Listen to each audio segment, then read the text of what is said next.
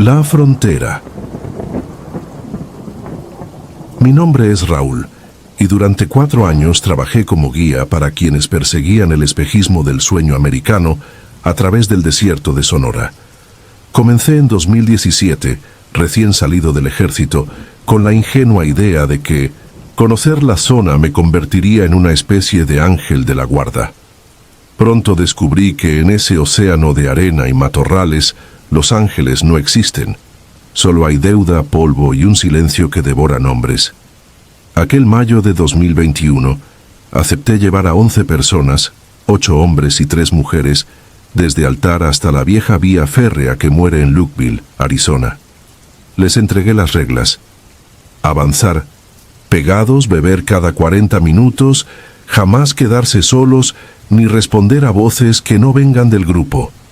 De noche, expliqué, el desierto habla más de lo que debería. Todos rieron con nerviosismo. Yo también, para no parecer el loco que en realidad era. El primer día marchó sin contratiempos. Aullidos lejanos y los círculos de un sopilote fueron lo más extraordinario. Dormimos acurrucados contra un talud de roca, aprovechando la sombra de la luna menguante. Al despuntar la aurora, descubrí, con alivio, que nadie se había deshidratado, ni presentaba ampollas graves. Cuando reemprendimos la marcha, el aire traía ese olor terroso que anuncia calor implacable. Cerca del mediodía, Emiliano, un jornalero de Veracruz, me tocó el hombro y señaló a la distancia. A unos 80 metros, en la ligera bruma que ondula sobre la arena recalentada, se perfilaba una figura inmóvil. Un hombre delgado, vestido con algo que parecía manta blanca. No se distinguía rostro ni gesto, solo la geometría extraña de alguien que no pestañea bajo el sol. Les ordené seguir caminando y prometí que vigilaría. Cada 10 pasos volvía la cabeza. La figura continuaba allí, sin acercarse ni alejarse, como si el desierto la usara de veleta. Al caer la tarde la temperatura bajó, pero la tensión aumentó. La silueta seguía acompañándonos a idéntica distancia, sosteniendo su quietud imposible incluso cuando rodeábamos dunas y cañadas secas. Para entonces, ninguno bebía con tranquilidad. Cada sorbo sabía a tierra ajena. Alrededor de las 9 de la noche, detuve la columna en un antiguo campamento de cazadores, un claro protegido por mezquites retorcidos y un círculo de piedras negras, perfectas para improvisar literas. Les di 2 horas de descanso, recordándoles que si alguna pesadilla los despertaba, no gritaran. Yo haría guardia. Encendí una linterna tenue, cubriéndola con mi palma. El hombre de blanco seguía ahí, más definido bajo la luz lunar. Su presencia me ofendía. Ni coyote rival ni agente de la patrulla fronteriza puede mantenerse quieto tantas horas con esas temperaturas. Di un paso hacia él y sentí que avanzaba contra un animal enfermo que no retrocede. Otro paso y la silueta osciló, difuminándose como calima. Dejé de avanzar, el corazón martillándome las costillas, y regresé al círculo de piedras. Debí parpadear apenas un instante, pero cuando levanté la mirada, descubrí que faltaban 3 personas. Conté 2 veces, 8 presentes, 3 ausentes. Nadie oyó que se levantaran, nadie sintió pasos. Los nombres resonaron en mi garganta mientras iluminaba la arena. Ningún rastro. Recordé la primera regla, no separarse, y sentí un sabor metálico de traición. Busqué huellas, solo el caos de nuestras propias pisadas. Entonces vi movimiento, en el horizonte. El hombre de manta había girado. Detrás de él se delineaban 3 sombras humanas delgadas, tambaleantes. No se oía nada, ni siquiera el viento. Comprendí que las sombras eran mis desaparecidos. Me lancé a correr, pero cuantos metros acortaba se desvanecían en igual cantidad, como si el paisaje se replegara. Al detenerme, las formas reaparecían, siempre a la misma distancia, siempre observándonos. Regresé jadeando y ordené reunirlo. Todo. Carguen agua y avancen, no miren atrás. Nadie discutió. Caminamos esa noche entera, guiados por la estrella polar y el eco de nuestros miedos. Las sombras nos escoltaban, creciendo y encogiéndose con la topografía. A veces parecían perderse tras un médano, pero bastaba que dejáramos de vigilarlas para que ocuparan de nuevo su lugar. Nunca escuchamos un gemido, un susurro, un crujido de ramas. Solo el silencio, incómodo, malsano, que acompaña a lo que no debería existir. Al amanecer hicimos alto en un cañón pedregoso. Calculé que faltaban menos de 10 kilómetros para la frontera, pero el grupo estaba al límite. Sus ojos parecían huevos sin yema. El miedo les había suprimido. El parpadeo. Busqué con prismáticos, ni rastro de las figuras. A esa hora pensé, la luz las obligaría a ocultarse.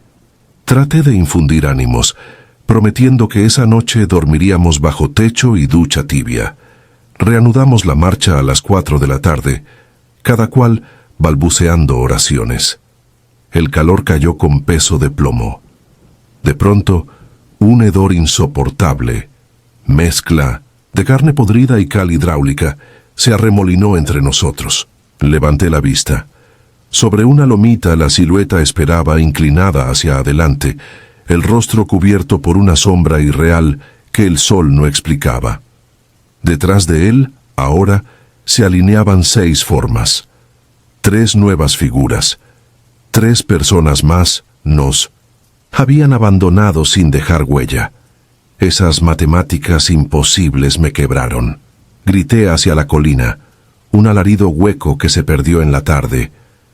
La entidad retrocedió un paso, como si midiera mi furia, y levantó un brazo. No lo bajó jamás. Así nos vio, así lo vimos.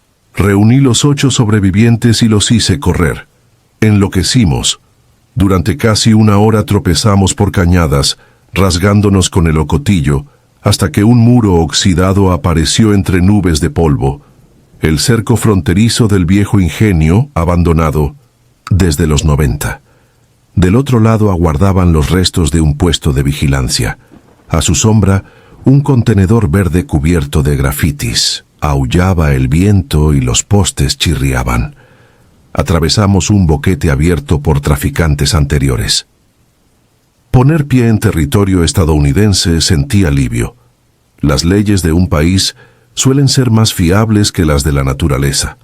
Sin embargo, al mirar atrás vi que la figura seguía allí, ahora pegada al cerco, observándonos a través del hueco.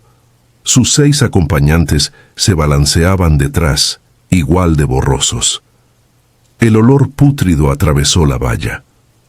Uno de los migrantes, una señora oaxaqueña llamada Lidia, se desplomó de rodillas.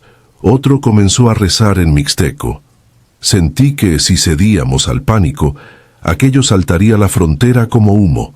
Ordené avanzar hacia el contenedor. Dentro solían dejar garrafones de agua y zapatos de repuesto. Al empujar la puerta oxidada, no hallé víveres, solo un interior, oscuro salpicado de vasos de unicel, mantas sucias, y 3 cuerpos marchitos consumidos por el sol hasta parecer momias. Reconocí las mochilas de los primeros desaparecidos. El contenedor despedía una pestilencia familiar, la misma que nos había seguido. Un golpe metálico me hizo girar. La puerta se cerró sola, sin corrientes de aire. A través de la rendija brillaba un resplandor terroso. La manta blanca, ahora pegada al metal. Nadie gritó. No quedaban voces. Saqué mi navaja, sin utilidad contra lo intangible. Di la orden de salir por la escotilla del techo. Trepé primero y ayudé a los demás. Cuando todos alcanzaron el exterior, miré abajo. El interior estaba vacío de cadáveres y mochilas. Solo un polvillo gris danzaba en espirales como ceniza viva. Corrimos hasta los restos de la garita principal y aguardamos la noche, encogidos tras muros sin techo. El ente no apareció, tampoco al amanecer. 2 días después, patrulleros de la Border Patrol encontraron al grupo deshidratado pero ileso. Declaramos habernos extraviado. Nadie preguntó por los otros 6. Sospecho que los oficiales conocen historias que no constan en sus manuales. 2 meses más tarde, regresé al mismo tramo para colocar una cruz de hierro donde creímos ver por última vez a nuestros compañeros. El desierto la devolvió torcida a las pocas semanas. Entendí el mensaje: aquellos que toma no pertenecen a ninguna fe.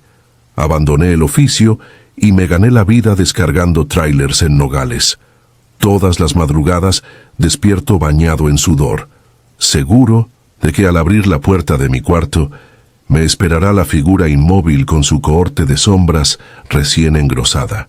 Y aunque no veo manta blanca ni huelo putrefacción, un silencio animal se acomoda en los rincones, recordándome que el desierto no termina donde empiezan las bardas, sino donde la memoria se agrieta.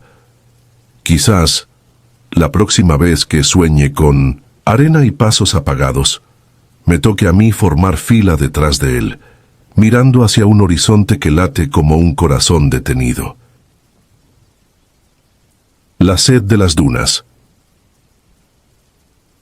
Mi nombre es Rodrigo Mejía, y escribo esto una década después de mi intento por llegar a los Estados Unidos.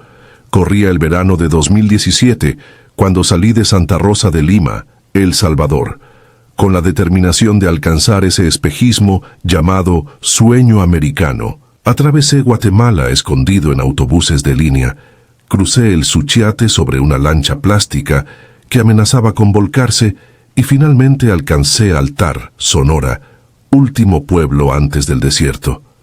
Allí conocí al hombre que se hacía llamar El Zorro. No era el primer coyote que trataba con migrantes, pero todos juraban que pocos cruzaban más rápido que él. Éramos 18, salvadoreños, hondureños, 2 oaxaqueños y una pareja de Chiapas que llevaba un niño de brazos. El Zorro nos dio instrucciones tajantes la noche previa. Avanzaríamos solo de madrugadas, beberíamos sorbos contados de agua y, sobre todo, no recogeríamos nada de la arena. El desierto, afirmó, guarda memoria y reclama lo que se le quita. Muchos reímos nerviosos. Otros callaron al escuchar de boca del Zorro la lista de cosas que aseguraba haber visto pulverizadas por el sol. Botellas derretidas con nombres grabados, zapatillas infantiles, huesos diminutos quebrados por algún depredador. Partimos a la 1 de la mañana. El barro se transformó en grava suelta y luego en un océano de dunas envueltas en penumbra. En silencio, memoricé el ritmo de mis pasos, intentando no pensar en los kilómetros que faltaban. Durante la primera noche, el aire olía a hierro caliente. Sin embargo, el frío avanzaba como cuchillas tan pronto asomaba el alba. A las 6, el Zorro ordenó formar un círculo. Dormí, en lapsos breves, acurrucado contra mi mochila, soñando con el rocío leve de mi pueblo. Cuando el sol apareció, me desperté con la boca cuarteada y sangre en los labios. El segundo día nos abrazó un calor que deformaba el horizonte. El niño lloraba sin sonido, apenas un temblor en su garganta reseca. Al caer la tarde, divisamos un esqueleto descolorido de pick-up semienterrado. El Zorro lo usó de referencia para trazar la ruta nocturna. Ahí murió un guía hace años, susurró uno de mis compañeros midiendo la distancia con los ojos. Yo aparté la vista. No necesitaba más fantasmas en mi mente. La tercera noche sucedió lo que aún me desvela. A eso de las 4, mientras descansábamos tras un tramo agotador, vi un destello ambarino hundido a medias junto a un mezquite retorcido. Pensé que era basura reflejando la luna, pero era un reloj de pulsera, esfera agrietada, correa de piel resquebrajada y una inscripción casi borrada en la tapa trasera. Movido por una mezcla de superstición y hambre de presagio, tomé el reloj y me lo guardé con cuidado en el bolsillo interno de la camisa. Nadie me vio. El Zorro dormitaba con el sombrero sobre los ojos y el resto se aferraba a un sueño ligero que parecía más agonía que descanso. Volvimos a la marcha antes de amanecer. Cada paso fue un latido doloroso en las plantas de los pies, pero sentía un impulso extraño, como si aquel artefacto oxidado empujara mis huesos hacia adelante. A mediodía alcancé al zorro para pedir agua. Él me miró con severidad y de pronto frunció el ceño. No dijo nada, sin embargo se quedó observando mi camisa empapada de sudor donde asomaba la sombra del reloj. Bajé la cabeza y seguí. La cuarta madrugada, una luna perfilada como filo de navaja bañaba la arena de luz mortecina. El viento cambió de dirección y nos trajo un olor rancio, mezcla de cuero húmedo y carne añeja. No había nada alrededor, salvo las ondulaciones oscuras de las dunas y el rumor de nuestros pasos. Fue entonces que escuché un tic-tac nítido, imposible en aquel silencio absoluto. Creí que era mi imaginación, pero sonaba dentro del bolsillo, acompasado e insistente, aunque el reloj no poseía manecillas completas. Me detuve y palpé la tapa. Vibraba como si hubiese un corazón diminuto latiendo dentro. Quise sacar el objeto para comprobar que no deliraba, mas un escalofrío helado me clavó los talones en la arena. Alcé la vista y vi a un hombre a unos 20 metros. Llevaba sombrero vaquero y camisa abierta que ondeaba con el viento glacial. Su torso era tan enjuto que la tela se pegaba a costillas marcadas. Uno de mis compañeros, Miguel, murmuró una oración sin darse cuenta. Todos lo miraban ahora, hipnotizados por aquella figura inmóvil. El zorro se adelantó, agitó la lámpara y gritó: «¡Avance, no lo miren!». Pero el extraño permaneció rígido. Entonces, el tic-tac se aceleró. Cada golpe parecía retumbar dentro de mi cráneo. Sin preverlo, el hombre levantó el brazo y señaló directo hacia mí. Sentí un vacío en el pecho, como si me hubieran arrancado los pulmones. De su boca abierta cayó un hilo negro que se perdió entre la arena. No escuché voz, pero comprendí el mensaje: «Devuélvelo». Era la misma orden que años atrás el zorro contara en anécdotas que nadie había creído. El reloj quemó mi piel, incluso a través de la tela. Cada compás se convertía en un puñal que marcaba un segundo menos de vida. Me giré para hablar al zorro, mas descubrí que él no estaba. La hilera de cuerpos fatigados había desaparecido en la penumbra, tragada por un silencio absoluto. Solo quedaba aquel espectro y el desierto interminable. Sin pensar saqué el reloj. El metal emitía un calor febril, demasiado intenso para sostenerlo, pero mis dedos no lo soltaban. El hombre avanzó. Con cada paso, su silueta se fragmentaba, desprendiendo una arenilla oscura que flotaba y volvía a unirse a su cuerpo. Tenía los ojos hundidos y brillaban como carbones humedecidos. El tic-tac se convirtió en rugido. Perdí fuerza en las rodillas y caí. La arena me invadió la boca. La sentí áspera, viva, moviéndose como un enjambre. Tuve miedo de perderme allí, sofocado, sin siquiera llegar a ser un nombre en las estadísticas de desaparecidos. Con la poca voluntad que me quedaba, extendí el reloj. El hombre se agachó, acercó su rostro a centímetros del mío. Al oler su aliento, entendí que era aquel hedor, sed antigua, un vacío tan hondo que devoraba luz y enseñaba el eco de miles que nunca cruzaron. Cuando el reloj tocó su palma, el tic-tac cesó. La arena se aplanó. El viento cayó y sentí que la luna misma contuvo el aliento. El desconocido apretó el objeto contra su pecho. La correa se deshizo y cada grano que se desprendía se fusionó con su piel rota hasta que su figura fue tan translúcida como el aire caliente que tiembla sobre el asfalto. Finalmente, se dio la vuelta y caminó cuesta arriba. Con cada paso el contorno se diluía, hasta que un soplo leve barrió la duna y no quedó más que el reflejo opaco de la luna sobre la arena lisa. Me desplomé. No sé cuánto tiempo pasé allí, solo que desperté con el amanecer. El zorro me sacudía con furia y el resto del grupo nos rodeaba. Juraban que me perdí durante la noche. No tenían idea de a quién yo señalaba a lo lejos, porque en su versión jamás vieron a nadie. Cuando intenté explicar, el zorro me cortó con la mirada. «Te advertí», dijo entre dientes, y me pasó una cantimplora medio vacía. Bebí, sintiendo la lengua hecha lija. Retomamos la marcha sin más incidentes, pero nunca volví a sentirme parte de aquella caravana. Llegamos a Tucson después de 3 eternidades, y desde allí cada cual tomó su camino. Yo trabajé 7 años en obra, mandé algo de dinero a casa y un día entendí que debía regresar. Volví con menos de lo que había llevado, salvo la certeza de que el desierto conserva cuentas pendientes. Hoy, cuando abro los ojos a mitad de la noche, todavía escucho el latido de aquel reloj inexistente midiendo mis últimas deudas. Sé que algún día, quizás en otra carretera, tal vez en un sueño, volveré a ver al hombre que camina sin huellas, y cuando llegue, no llevaré nada conmigo.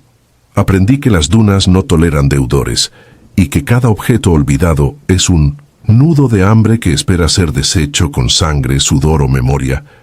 Escribo esto para advertir a quien tenga intención de cruzar.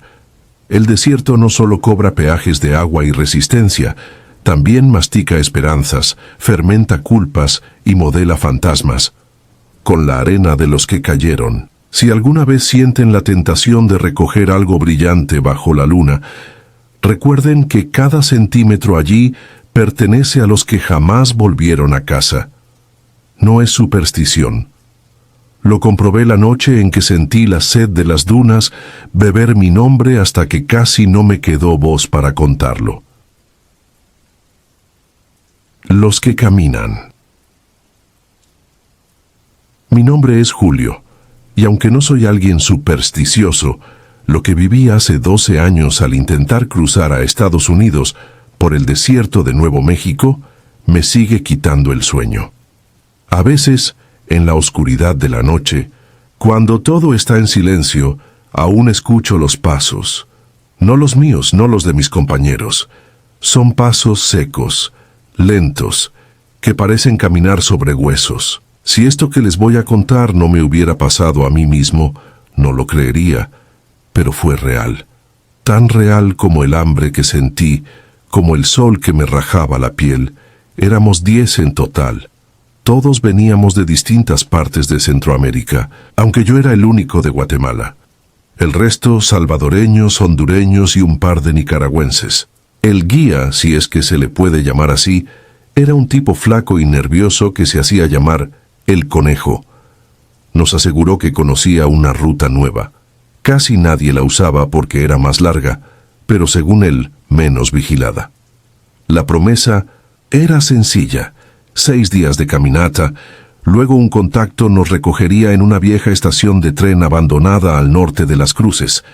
Después de eso, estaríamos seguros. La primera noche fue lo peor. No por el camino, sino por la tensión. El silencio del desierto es algo que te raspa por dentro. Uno se imagina que va a estar lleno de ruidos de animales, pero no. Es como estar metido en una tumba abierta. Solo se escuchaban nuestros pasos, nuestra respiración entrecortada y a veces los quejidos de alguno que ya no aguantaba. El Conejo nos hacía caminar durante la noche y dormir durante el día, metidos bajo arbustos o dentro de viejas cuevas improvisadas para evitar los helicópteros de la patrulla fronteriza. Al tercer día, uno de los muchachos, un chavo llamado Oscar, comenzó a sangrar por la nariz sin razón aparente. Decía que tenía frío, y eso que estábamos en pleno mediodía y el sol te hacía ver espejismos en la tierra. Le dimos agua, pero no dejaba de temblar. El Conejo nos apuró. No había tiempo para enfermos. Esa noche acampamos cerca de unas viejas estructuras oxidadas, como torres eléctricas olvidadas por el tiempo. Nadie quiso dormir cerca de ellas. Se sentían extrañas. Yo mismo, al acercarme para buscar sombra, sentí como si el aire estuviera más denso ahí, como si algo me empujara a alejarme. Esa madrugada, cuando apenas nos estábamos preparando para seguir caminando, los vimos. Eran 3 personas, 2 hombres y una mujer. Caminaban hacia nosotros desde el norte, sin linterna, sin mochila, sin agua. Vestían ropa ligera, demasiado limpia para haber estado caminando días en el desierto. Uno de ellos, un tipo alto de cabello rizado, saludó con la mano sin decir palabra. Nadie respondió. El conejo se les acercó con cautela. Después de un rato regresó diciendo que eran migrantes como nosotros, que se habían separado de su grupo y nos pedirían acompañarnos hasta la estación. Algo no me cuadraba, pero nadie dijo nada. Era común encontrar a otros en el camino, y aunque algo en sus miradas me puso los pelos de punta, aceptamos. Esa noche caminaron con nosotros. Eran callados, muy callados, no hablaban entre ellos, y cuando alguno les dirigía la palabra, solo asentían. Óscar, aún débil, los observaba con terror. Me lo dijo en voz baja: «No tienen sombra». Me reí.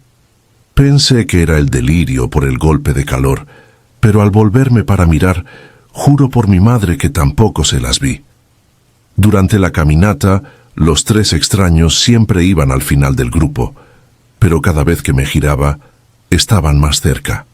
Nunca los escuchamos correr, pero acortaban distancia de forma antinatural. En un momento, creí ver a la mujer moverse de un lugar a otro en un parpadeo, como si la hubieran adelantado con una cinta de video. Nadie quería hablar de eso. Nadie se atrevía. Pero lo más inquietante fue cuando el conejo se detuvo y nos pidió un descanso. Uno de los extraños, el alto, se quedó mirando al cielo. De repente dijo: «Aquí fue donde me morí», con voz seca, sin emoción. Nadie contestó. Nos quedamos en silencio hasta que el conejo lo miró de reojo y nos dijo que siguiéramos, caminando. Esa noche no dormimos. Cuando el sol empezó a salir, paramos solo para comer algo de los restos de pan y atún que teníamos. Al mirar hacia atrás, los 3 seguían ahí parados mirando. No sentían hambre, no se sentaban, no pedían agua. En el 4.º día Óscar amaneció muerto, tieso, con los ojos abiertos, la boca llena de arena. El conejo dijo que fue un infarto, pero todos sabíamos que no fue eso. Tenía marcas en los tobillos, como si algo lo hubiera arrastrado. El grupo empezó a quebrarse. 2 de los nuestros, los hermanos Salmerón, querían volver, pero el conejo les gritó que si lo hacían, morirían. Nadie sabía si estaba hablando por miedo a la migra, al desierto, o a los 3 extraños que ya caminaban dentro del grupo como si fueran parte de él. Una noche después desapareció uno de los hondureños. Nunca escuchamos gritos, ni ruidos, ni pasos. Simplemente no estaba al despertar. En su lugar, una figura hecha de piedras lo representaba, como si alguien o algo lo hubiera reemplazado. La paranoia se volvió insoportable. No confiábamos en nadie, ni siquiera entre nosotros. Cada vez que alguien se quedaba atrás, al poco tiempo, comenzaba a ver cosas. Uno dijo haber visto a su madre entre los arbustos. Otro aseguró que había hablado con su hija por teléfono, aunque no teníamos señal. Yo mismo comencé a soñar con niños caminando de espaldas, diciendo mi nombre. Sabía que algo estaba mal con esos 3, pero también sabía que no se podían ir, o más bien, no querían irse. Al 6.º día llegamos a la estación abandonada. Era un cascarón oxidado con olor a aceite viejo y ratas muertas. Nos metimos allí esperando al contacto. El conejo hizo una llamada. Dijo que llegarían al amanecer. Esa noche, los 3 extraños se quedaron en la entrada. No se movieron, solo nos miraban. Algunos intentaron dormir, pero nadie pudo. Uno de nosotros comenzó a rezar. Otro se orinó encima. Yo solo los miraba, sintiendo cómo el corazón me golpeaba con fuerza. No había viento, pero los techos crujían como si alguien caminara sobre ellos. Al amanecer, el camión nunca llegó. El conejo salió a buscar señal. Nunca regresó. El más joven del grupo, Brian, decidió seguir las vías del tren y buscar ayuda. Fue el único que no se despidió. Cuando lo vimos alejarse, los tres extraños lo siguieron, no corriendo, caminando. Pero en segundos ya estaban detrás de él. Nunca volvió. Nos quedamos ahí 2 días más, sin agua, sin comida, pensando que moriríamos ahí. En la madrugada del tercer día, un camión viejo se detuvo. 2 hombres armados bajaron. Nos gritaron que subiéramos. Cuando quise subir, me di cuenta de que los 3 extraños ya no estaban. Uno de los hombres nos preguntó cuántos éramos. Respondimos que 7. Él nos miró raro. Vi solo 4 cuerpos cuando pasé anoche. Los demás estaban enterrados en una fila, justo aquí enfrente. Nos miramos, salimos a ver. Era verdad. Había una fila de montículos pequeños, 8 en total, pero éramos solo 5 los que quedábamos. Las cuentas no daban. Uno de nosotros no estaba vivo. Aún no sé quién era. Hoy vivo en Chicago, trabajo en construcción. A veces despierto sudando, con los pies llenos de tierra. A veces encuentro marcas de arrastre junto a mi cama. Y a veces, solo a veces, veo a los 3 extraños parados frente a mi edificio, mirándome, esperando. Como si supieran que nunca debí salir de ese desierto. Como si yo también debía haberme quedado enterrado allá. Marcados. De todos los pecados que he cargado, el mayor fue pensar que el desierto era un tramo vacío entre 2 países. En 2015, cuando dejé Saltillo con la intención de cruzar por el cauce seco del río Bravo, creía que mi obstinación bastaba para ganarle a la arena, al hambre y a la migra. Quería reencontrarme con mi esposa en Atlanta. Tanto ella como mis 3 hijos ya vivían allá, y yo llevaba un año reuniendo el dinero para pagar a un guía que prometía una ruta fresca por los cañones del Parque Nacional Big Bend. Éramos 9, 8 migrantes y Gerardo, el coyote. Nadie hablaba demasiado. Desde el primer paso, se sentía que el polvo nos escuchaba. La primera noche caminamos con las linternas forradas en cinta roja para que la luz se filtrara tenue. En las paredes de roca, las sombras parecían dedos estirados. Al amanecer, una tormenta de viento borró las huellas de todos, menos las de una muchacha veracruzana que acababa de desmayarse. El aire envolvía sus pisadas como si las protegiera. Gerardo dijo que aquello era normal y nos urgió a seguir. Cargamos a la joven hasta que revivió con un trago de suero, pero ya entonces algo se había roto en nosotros. La sensación de que el terreno obedecía leyes lógicas. Al tercer día había un silencio espeso, incluso cuando alguien tosía. El calor nos vaciaba por dentro, y el poco líquido que quedaba sabía a metal. Avanzábamos por un lecho de río blanquecino, y cada tanto aparecían charcos salobres donde nadaban insectos muertos. Esa tarde hallamos un esqueleto semienterrado con una mochila rota. En la tela todavía se leía un nombre, pero preferí no pronunciarlo. Gerardo murmuró que era señal de que la ruta funcionaba. Si otros llegaron aquí, significa que vamos bien. Nadie respondió. Cada cráneo en el desierto señala un rumbo distinto. Caía la noche cuando escuché el primer silbido. No venía del viento. Era una nota larga, afinada como un tubo de metal. Volvió a sonar, esta vez detrás de nosotros. Gerardo ordenó apagar las luces. Nos acurrucamos contra una pared rocosa. En la penumbra vi el destello leve de unos ojos, demasiado altos para ser humanos, tan lejanos que parecían incrustados en la oscuridad misma. El silbido cesó de pronto. Solo quedó el latido colectivo de nuestros pechos, tan fuerte que creí que lo oiría la patrulla fronteriza desde millas de distancia. Cuando el sol salió, ningún rastro quedaba de aquella presencia, pero al levantarme descubrí marcas impresas en la grava. 3 hendiduras paralelas, como zarpas gigantes, organizadas en espiral. Se internaban en el cañón opuesto al nuestro. Gerardo fingió no verlas. A los pocos pasos me sujetó del brazo y me susurró que mantuviera la calma, que no explicara nada al grupo, porque el desierto se alimenta del miedo. Quise reírme, sin lograrlo. El desierto ya masticaba nuestros nombres. Más tarde, la chica veracruzana volvió a derrumbarse. Sus labios estaban resecos y desprendían sangre.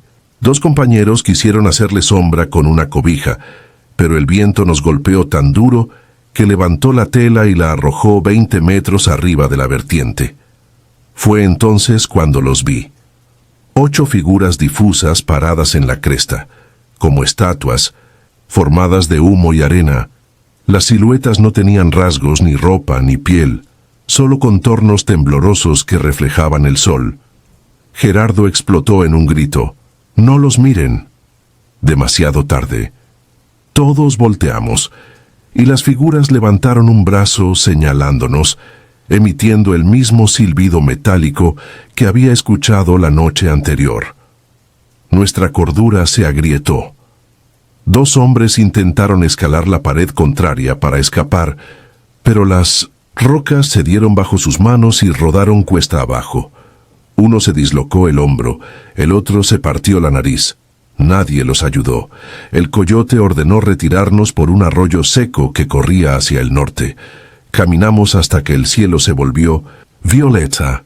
Los silbidos nos escoltaban, siempre a la distancia justa, para que no supiéramos si procedían del eco o de espectros que aprendían a imitar humanas cuerdas vocales.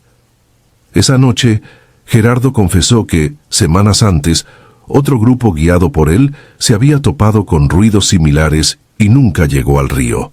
Dijo que el parque era sagrado para tribus viejas y que algunas personas aseguraban que allí moraba el eco, un ser sin rostro que sepultaba a quienes osaban cruzar.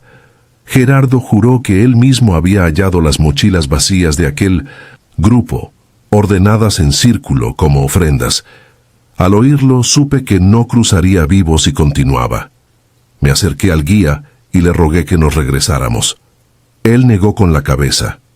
Alegó que la migra patrullaba la zona sur y que la única salida era avanzar. El amanecer nos sorprendió a todos de pie. Nadie pudo dormir. Los 2 heridos se quedaron atrás en cuanto reanudamos la marcha. Sus lamentos se amortiguaron hasta apagarse. No me enorgullece haber seguido andando, pero el instinto pesa más que la culpa. El sol aún no había tocado el cenit cuando escuchamos un golpe seco. Volteé y vi que la veracruzana había desaparecido. Solo quedó su cantimplora girando sobre la grava, como un trompo al que alguien hubiese arrancado de sus manos. Corrí hacia el punto donde estaba, pero las pisadas de todos se borraban ya, salvo las suyas, profundas, recientes y perpetuas. Desde entonces, caminamos separados por la misma angustia que antes nos había unido. Cada cual sumergido en su terror personal.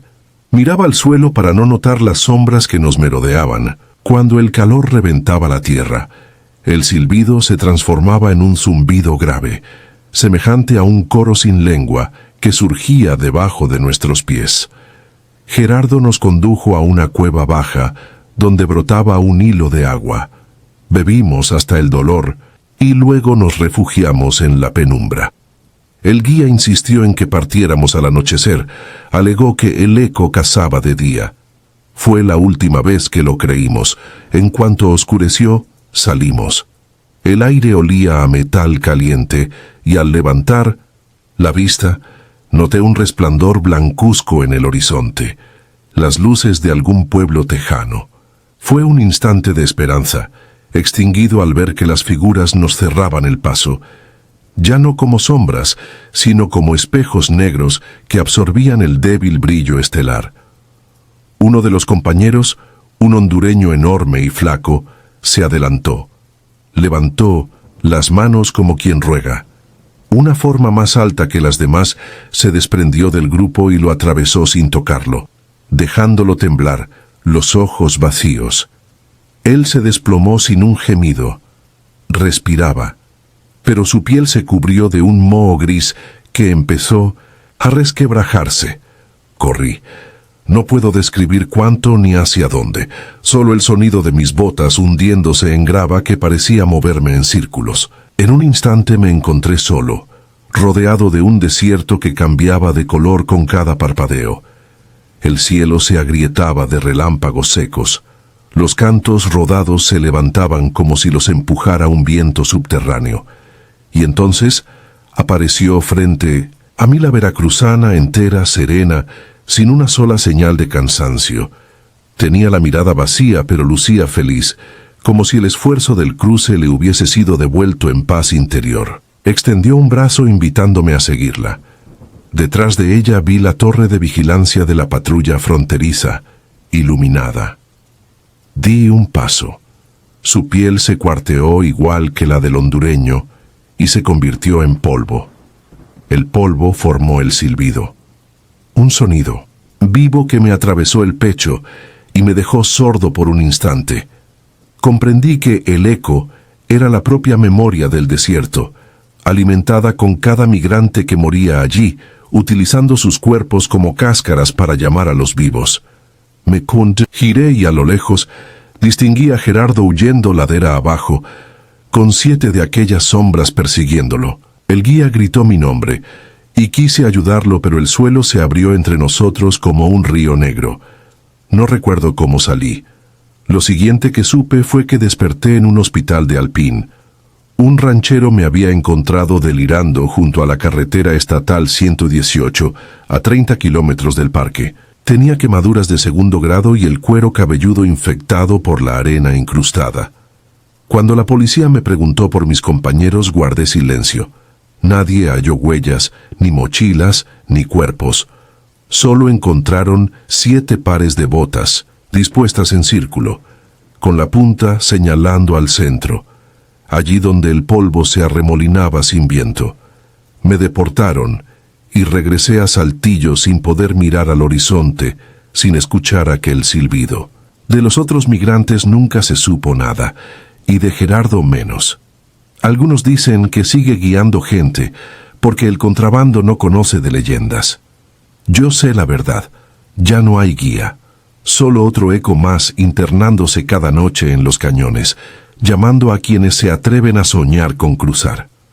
Cada vez que una noticia menciona restos hallados en Big Bend, cierro los ojos y siento la misma nota larga, afinada, que aprendí a reconocer como la voz del desierto cobrándose su deuda. Hoy escribo esto porque la frontera llama de nuevo a muchos de mi barrio. Les advierto que el desierto no es un puente, es un pozo que se traga nombres y los regresa convertidos en viento. Si aún así deciden partir, no sigan las huellas de nadie, tampoco de los fantasmas que prometen atajos. El desierto no escoge víctimas al azar, marca a quienes lo subestiman y los guarda en su coro silencioso. Yo escapé, pero cada noche despierto, empapado porque al dormirme, escucho a mis compañeros susurrando mi nombre entre silbidos que se alargan hasta el amanecer. Entonces, entiendo que todavía camino perdido y que, tarde o temprano, el eco regresará para completar su círculo. Verde maldito. No suelo hablar de lo que viví hace 8 años, pero anoche otra vez desperté empapado en sudor, con el sonido de ramas partiéndose dentro de mi cabeza. Me llamo Elías Moreno, y lo que relato ocurrió en 2017, cuando salí de Guayaquil, Ecuador, con la promesa de alcanzar el sueño americano. El plan parecía claro: subir en bus hasta Colombia, atravesar la selva del Darién, cruzar todo México en tren y en algún punto al norte entregar mi destino al río Bravo.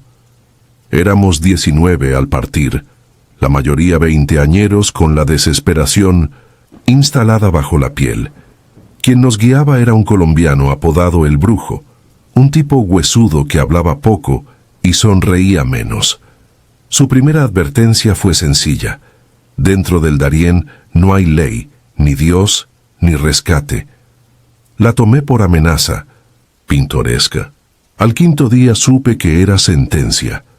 Ingresamos a la selva en una mañana tan húmeda que el cielo parecía sudar. La vegetación se cerraba sobre nosotros como el mecanismo de una trampa. Las hojas goteaban un líquido acre y las hormigas soldados marcaban columnas tan densas que se oía su avance sobre el fangoso sendero. La primera noche, un chico llamado Ulises tropezó con un tronco cubierto de líquenes. Al amanecer, su tobillo estaba hinchado como un pan podrido y apenas podía ponerse en pie. «Sigamos», gruñó el brujo. «La selva cobra peajes». Dejamos a Ulises con 2 botellas de agua y una linterna, prometiendo avisar a los militares panameños. 5 horas después, la linterna apareció colgada de una rama frente al camino. Nunca volvimos a ver al muchacho. Al tercer día hallamos un claro que nadie esperaba. Allí se levantaban 5 chozas de techo de zinc, un tubo de metal semienterrado que parecía funcionar como pozo, y contra un árbol gigantesco, un altar improvisado adornado con cintas rojas, huesos de animales y veladoras apagadas. Sobre la tierra habían quedado mochilas, sandalias y hasta una radio encendida, que vomitaba un chirrido estático. No había personas. El brujo examinaría luego cada cabaña, y con un gesto que me heló, ordenó pasar la noche allí para aprovechar a los víveres. En la penumbra compartimos sobres de atún encontrados en una caja. Todos comían en silencio, temiendo que el sonido mismo del hambre atrajera algo. Yo no probé bocado. Apestaba a madera mojada y a sangre seca. Dormir fue imposible. Entre los árboles corría un canto susurrado, una letanía sin idioma reconocible, que avanzaba de un lado al otro del campamento como brasa en el viento. Alguien murmuró que eran rezos en verá. Otro jura que oyó palabras en latín. Cuando apunté mi linterna al monte, distinguí por un segundo muy nítido ojos enormes reflejando la luz. No felinos. Estaban demasiado altos. A falta de explicación, cerré los párpados con fuerza hasta que la oscuridad de adentro pareció vencer a la de afuera. Me despertó un alarido ahogado. Faltaba Rebeca, la única mujer del grupo. Su bolso amaneció abierto junto a la hamaca, todavía calientito el plástico de su cantimplora. La buscamos gritando su nombre. Nadie respondió.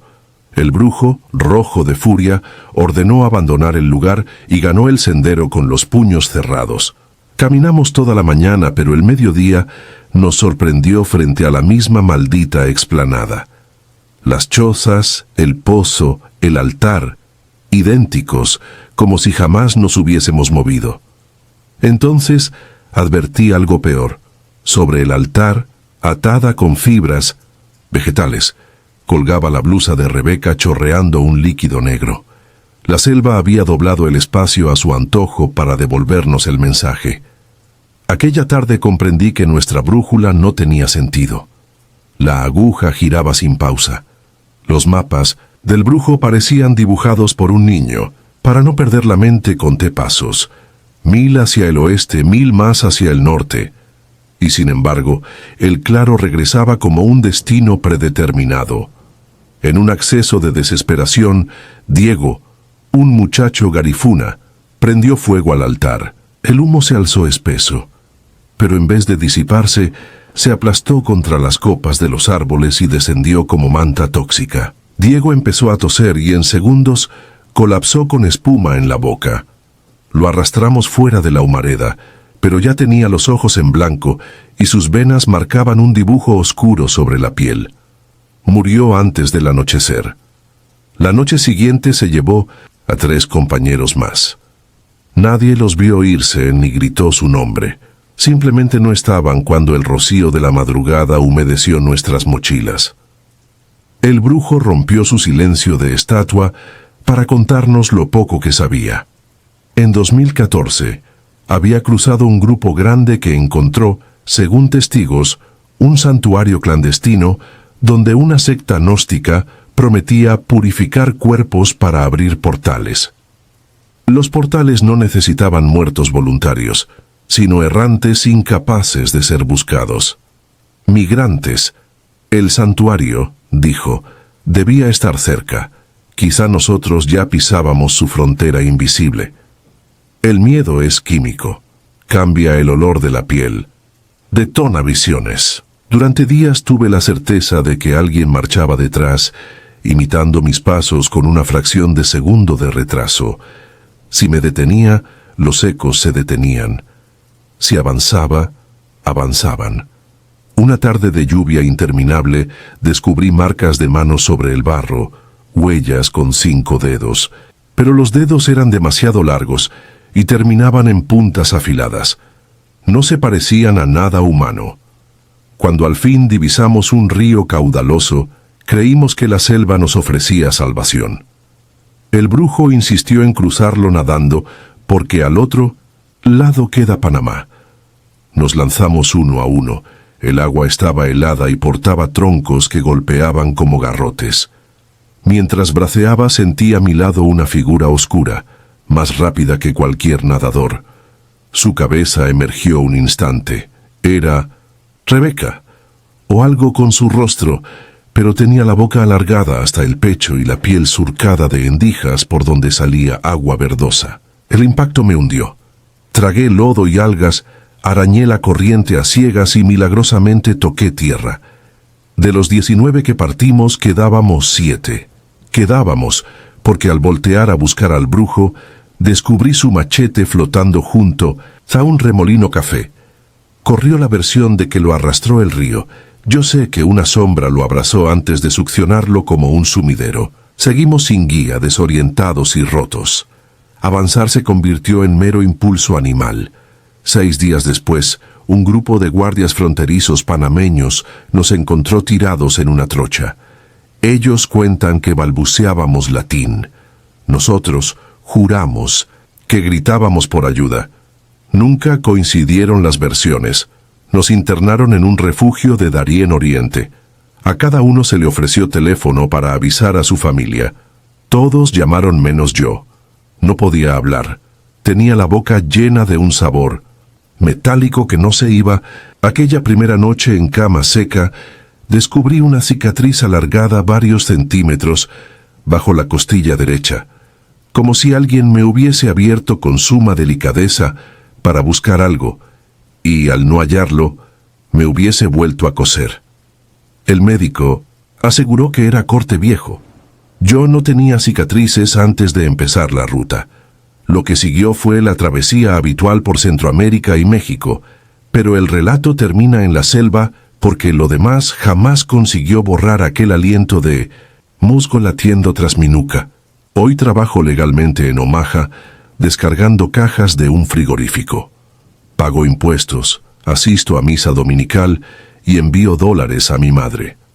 Nada de eso me libra de despertar en la madrugada con el zumbido de la radio estática y la imagen de un altar improvisado relampagueando en mi memoria. De los otros sobrevivientes sé poco. Uno vende fruta en Queens, otro lava platos en Chicago. 2 desaparecieron al llegar a la frontera norte. Cada tanto recibo un mensaje sin remitente con una sola frase: las puertas siguen abiertas. Lo borro, pero el teléfono se enciende a las 3 de la mañana y vuelve a mostrar la misma advertencia. Si alguna vez te tienta la idea de atravesar el Darién, recuerda esto: la selva no es un camino, es un ser vivo. Alimenta su estómago con viajeros y permite que unos pocos escapen para que el terror se propague. Somos su propaganda más efectiva. Sí, llegué al sueño americano. Respiro aire acondicionado y manejo una camioneta con placas de Nebraska, pero cada sombra en la autopista me recuerda que dejé algo atrás. O quizá la selva envió algo conmigo. No sé cuánto de mí queda igual que antes. Lo que sí sé es que cuando cierre los ojos esta noche, volveré a aquella explanada donde el altar respira y los rezos sin lengua Truenan contra el techo de Minutsinsamishim hojas. Allí se escucha el río. Allí arde la misma blusa chorreando negro. Allí un par de ojos imposibles devoran la luz de mi linterna. Y allí seguiré, gritando bajo el agua, hasta que el día estadounidense me sacuda y me obligue a fingir que este sueño todavía vale la pena. Si disfrutas de los relatos, te invitamos a apoyarnos con un like y un comentario, ya que eso nos ayuda muchísimo. Además, si aún no estás suscrito o suscrita, te animamos a formar parte de la comunidad del terror. Muchas gracias por escucharnos y por tu apoyo.